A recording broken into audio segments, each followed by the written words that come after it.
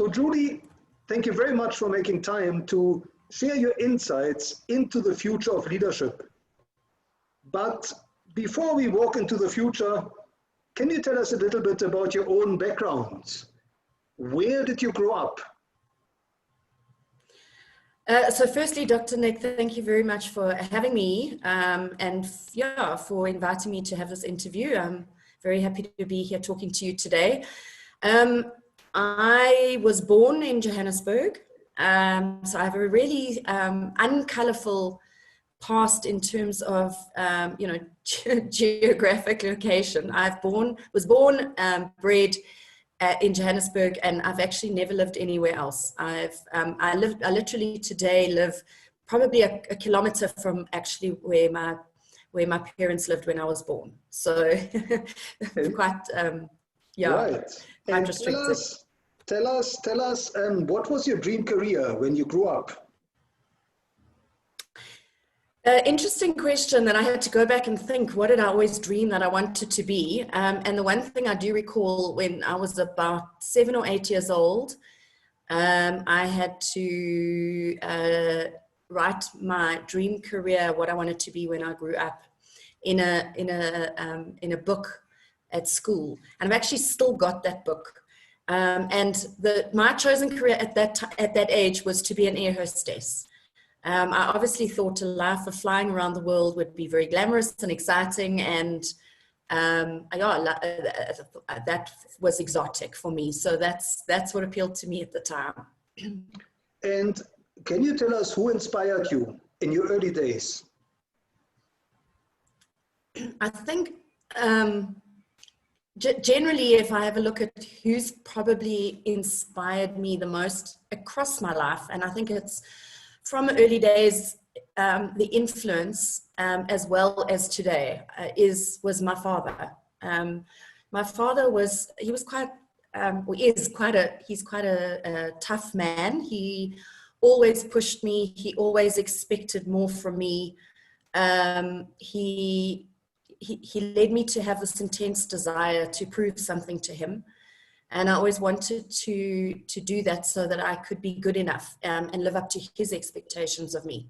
And I think I've spent my life trying to achieve that.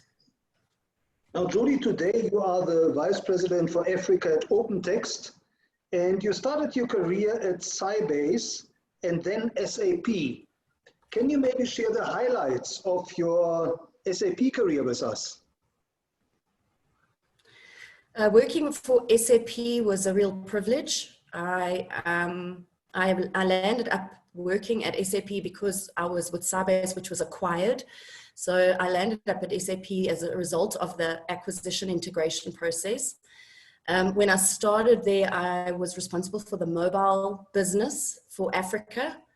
So this was back in about 2010, 2011, and obviously mobile and the advent of the smartphone and the opportunity to use mobility for new ways of conducting business, you know, was quite a large topic at that time. And, you know, I had a role which was quite evangelistic, trying to work with customers and see how they could leverage this new mobile channel and mobile platform.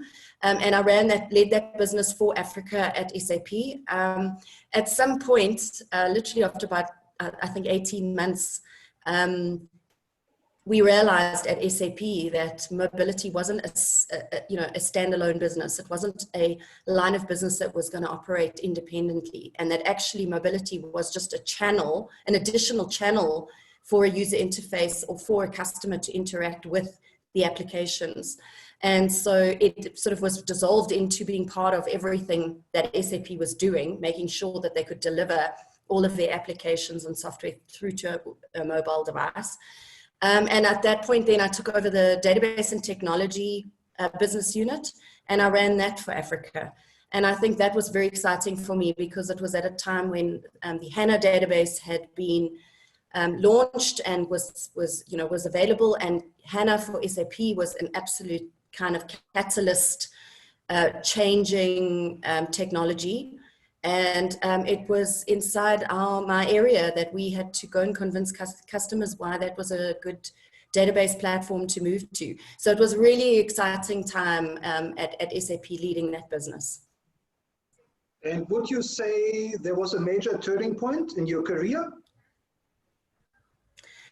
I thought that was an interesting question regarding a turning point. I don't think I would say I have had a turning point. I think I'm more on a trajectory. And I feel that every step and every opportunity and every challenge that I face in my career has built my skills, given me experience, and helped me to overcome and achieve more, and then allow me to aim for the next step. So if I mean, that's just the way that I view it. I'm not sure whether I could say there was a particular turning point in my career. I think it's just been a series of building blocks, and each step has helped me to tackle the next challenge, the next role that I've had, and obviously given me more experience. And yeah, I still feel that I am on this trajectory. Now, OpenText is a market leader in cloud computing and enterprise information management. Can you maybe share with us how OpenText is leading us into the future of information management? So we believe that information management for any organization today is absolutely critical as a major focus area, as a priority, and as a discipline that any organization, be it governments, financial services, manufacturing, it doesn't matter, any industry should be taking as a priority. And I think the reason is twofold. The one is that we all know that the volume of information that is continually being, generated every single day is obviously just exponential. And we all know that the world is exceptionally competitive, and that for any organization to be able to thrive in its industry, and even thrive to face and overcome all challenges that are facing businesses today, not even talking about the pandemic, but obviously that is a key part of it. You need to be able to find the best way to harness and ingest and manage and govern and leverage the information that you have available. We see many organizations over the past 20 years have implemented ERP systems to help them run their business and to help them achieve proper standardization in their business processes. And by doing that, they've achieved a process advantage. But we now see the next level as just as important, and that is to achieve an information advantage. And organizations that do this better will have a differentiation over their competitors. And that is really where OpenText is focused, is really around creating a proper discipline by having a centralized platform for managing all the information around the organization. And not only having it, stored and managed, but also having it integrated. It must be contextualized. It must be accessible to the user wherever they are, or any other business application, or the endpoint, or wherever this information needs to be used. Judy, can you tell us what is driving you today? I still want to learn. I want to share. I want to make a difference for both me and for others around me. I love the intensity of what I do every day. I love that it doesn't allow me to stagnate. And I feel that I'm not ready to stagnate. I think that is really what drives me, is just continually looking to learn and looking to challenge myself.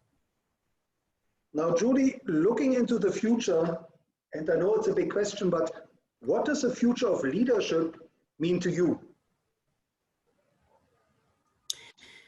So the world, as we know, is changing at such a rapid rate. And I think we're all feeling that in every part of our lives, doesn't matter what we're talking about.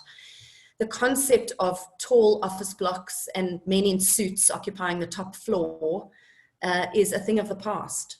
And people are now working from anywhere, dressed in, a t-shirt, shorts and slip-flops. Traditional ambitions have been turned on their heads. And I believe that this new and evolving world requires new and continually evolving leadership.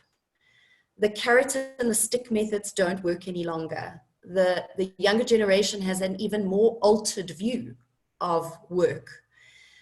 We've all heard the cliche that, perhaps our parents' generation, it was a job for life, and our children's generation will be a life of jobs.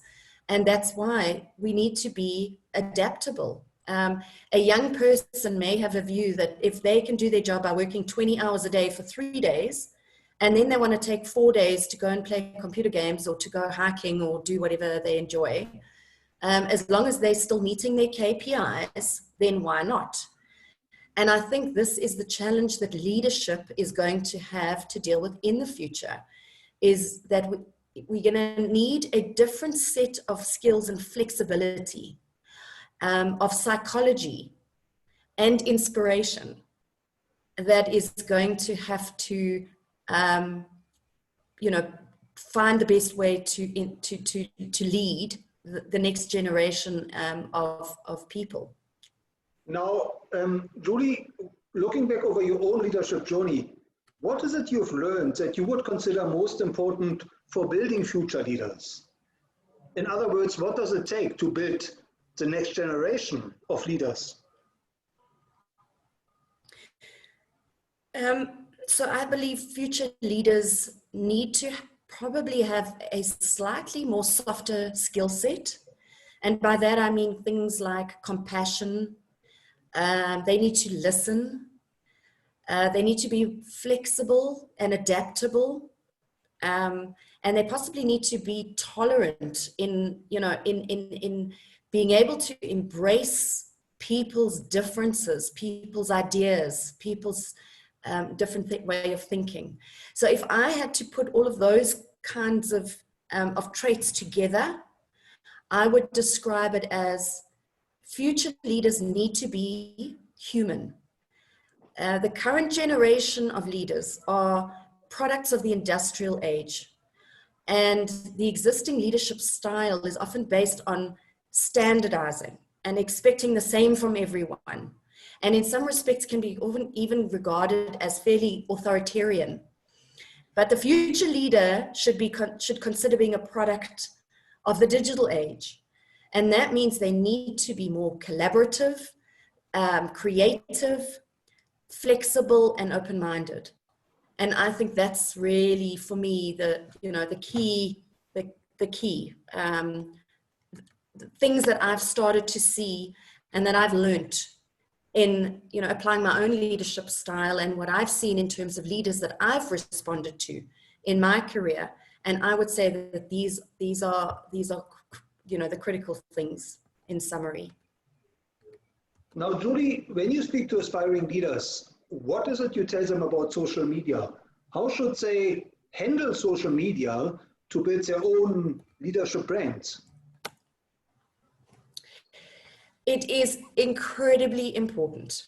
It is a reality that we live in a digital world, and we're not confined to our physical existence.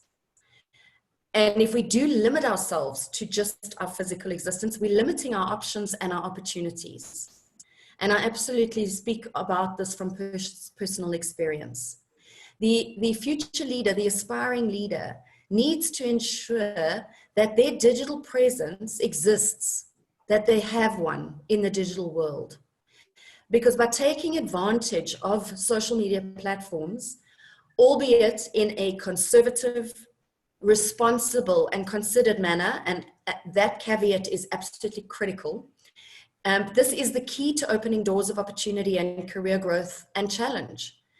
If you are limiting yourself just to being in a physical world and being limited to your network in the physical world, you won't have the same amount of opportunity. And if people are looking for leaders, if they're looking for spokespeople, if they're looking for advice, if they're looking for knowledge, if they're looking for experience, people are turning to the digital platforms to find those people. And so therefore you need to make sure that you have that presence. I personally like LinkedIn. For this, for me, this is a major professionals social media platform in my industry. I don't believe a person needs to be on all platforms, but it is important to find the key to the communities in your industry and focus there, or you know, for leaders. You know, they are their brand. People need to build their professional brand in order to be recognized. And opportunities come from recognition by peers, by colleagues, management, and even competitors out there. And it goes without saying that, you know, a personal brand needs to be built in both the physical world, but it needs to be echoed in the digital world via a digital presence. Now, Julie, what is your advice for future leaders in terms of challenges? In other words, what are some of the biggest challenges future leaders should expect to encounter in their career? I believe you could ask this question of 5 people and you'll probably get 5 different answers. There are many challenges. So to hone it down to, you know, 1 or 2 of the largest challenges, you know, is, I suppose, a personal subjective view. When you pose this question, I think of 2 things. The one is boundaries. For me, one of the challenges in our lives as leaders is going to be creating boundaries or having boundaries. And I mean boundaries between work and home life, and boundaries between being compassionate and tolerant, but also being hard and demanding as a leader. I think that, you know, that is going to be something that is going to need to be balanced. Finding the balance in every aspect of leadership and creating those and putting those boundaries for yourself in place in order to be able to operate at the best level that you can. It's going to be a continuous thing to work on, I believe. If you look at the latter example I gave, you know, you can be compassionate and tolerant, but people may misinterpret that as, you know, friendship or caring. You know, you don't always have to be your team's friend, but you have to find the best way to get the best out of your team. And that means that in some cases you have to respond in different ways. You may have to be harder, take a harder approach with some people, maybe some others respond better to a softer approach. So it's about creating and having that balance around using the right skill set at the right time. And then the second challenge that came to mind when you asked this question is maintaining momentum, because I think the world going forward, as we've highlighted, is going to be continually one that's in flux. And whether you're a leader in any type of organization, you're going to be continually trying to find a way to hold a foundation together, because success is built on a solid foundation. But if you've got a, you know, fairly transient workforce, because we might be changing from more permanent to, you know, to transient work arrangements. You've got a workforce that are not always in the office and that are not all around you, that you don't see every day. You may have, you know, a different challenge of your competition might be someone, an organization somewhere far away across the world. You know, your competition might not just be the business next door, because people now, if they can work virtually, can work for any organization anywhere in the world. It doesn't, you know, they don't have to be local.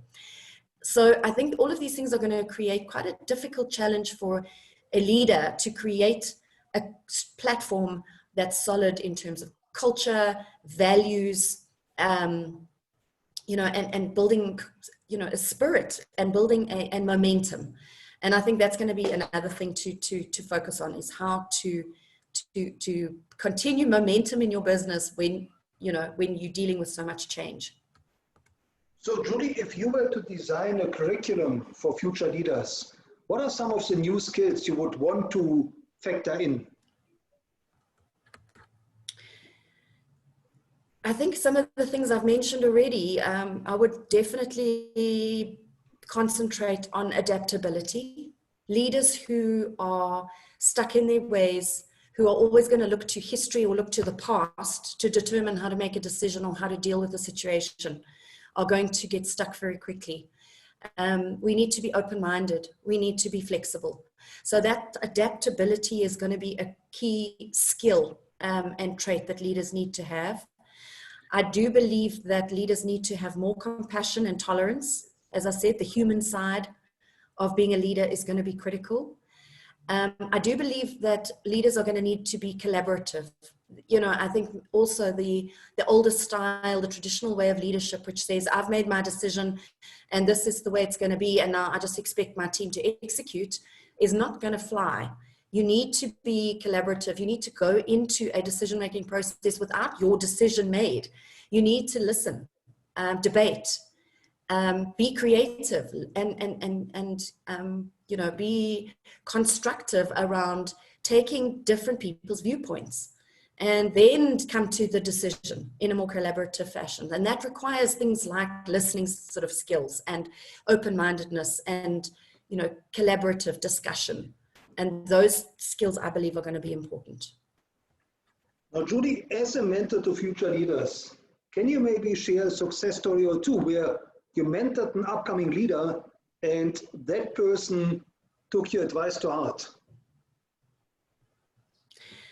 I've had a couple of experiences where I was approached for mentorship by a younger woman in various sort of roles in companies I've worked for. And I think the key thing that I've always tried to focus on is helping them identify what it is that they really believe in, what it is that they are aiming for, and trying to develop the confidence in themselves in order to go after what it is they want. And one example is a girl who came to me for some coaching and for some mentorship. She was in a project management role, and she was stuck on a long-term project with quite a difficult customer, and it was she was really feeling like she was stagnating and she was stuck, and she wanted to break out of it and find a change. But she was quite a quiet person, quite serious, softly spoken, and she didn't know how to get herself noticed or heard. And I've often seen that with young people, and particularly women, who are often you know, a little reserved in terms of being able to put themselves out there and promote themselves. So I spent quite a bit of time trying to understand her, what motivated her, what her fears were, and try and help her figure out what she wanted as her next step. And we then identified another role within the business. She put up her hand for the role. It was a more sort of technical, customer-facing role on the sales side of the business. But I supported her because I believed that she could be successful.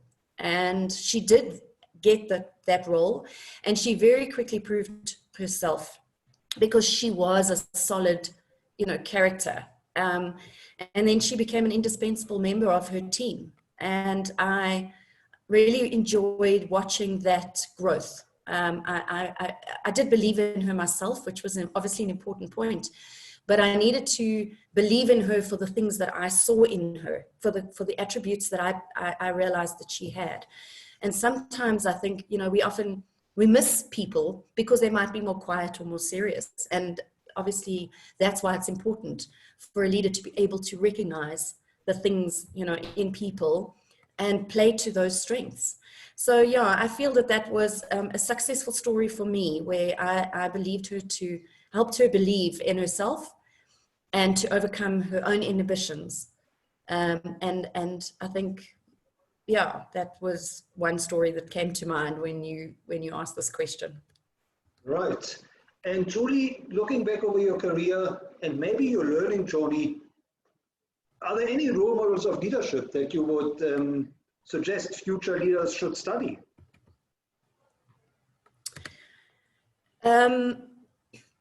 The one that comes to mind is, the person that comes to mind actually is Bill Gates.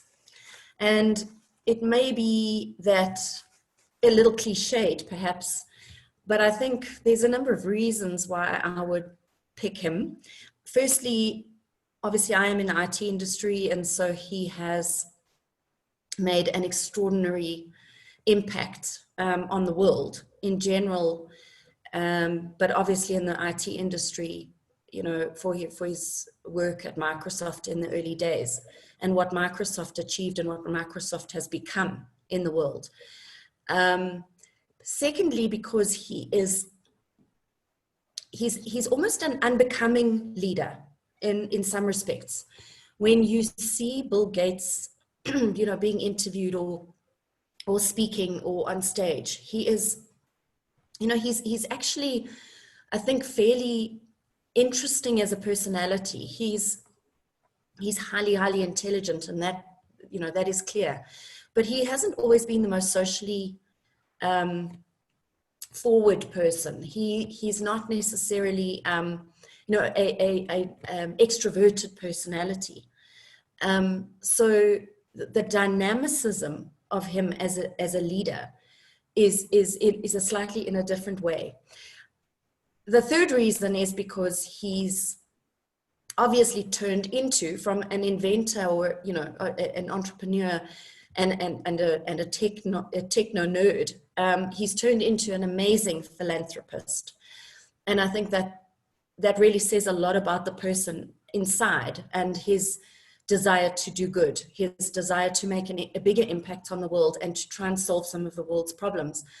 And we, from an Africa standpoint, I think can, you know, have had the blessing of the Gates Foundation and some of the things that they've done and donated and the time spent in solving some of Africa's problems. We should be grateful to him. But I think if you do study his leadership style and you read up about it, it is very, very interesting, his approach. You know, he's got this leadership style which says focus is incredibly important. Focus is really around, you know, removing all the noise and removing all the distraction and focusing on the absolute core job at hand, the core result that you're looking for. And finding the right way to then, you know, get people to bring out the best in them because they can focus. And then the next trait he's got is this amazing visionary. He's got this amazing ability to present a big picture. He is a big thinker. He is a big picture person. And I think those two things almost fly in the face of each other, but it just goes to show how interesting his leadership style is. Because it's, you know, it's about big picture, paint out that vision, be aspirational, be motivational to people, and yet also you have the ability to focus and find out and decide what is the real key things that you need to work on. And if you do that step by step, you actually can achieve your big picture. So, I mean, and there's a whole lot that has been written about him, and there's a lot that you can study of him. And yeah, so I would say that he's probably one of the people that stands out most in my mind. Now, Julie, how can our listeners connect with you, and where should they follow you? I am on LinkedIn, so they can find me at my name, Julie Tregurtha, on LinkedIn. And I am also very happy for people to connect to me directly via my email. So my email address is jtregurtha@opentext.com. And I'm very happy if anybody wants to reach me on my email address. Now, last but not least, Julie, is there one piece of advice that you would like to convey to future leaders that they should implement in their own leadership? I do think that one piece of advice is to be authentic, to be true to yourself. I actually was exposed to a syndrome this week. somebody was asking my opinion on a syndrome called the imposter syndrome.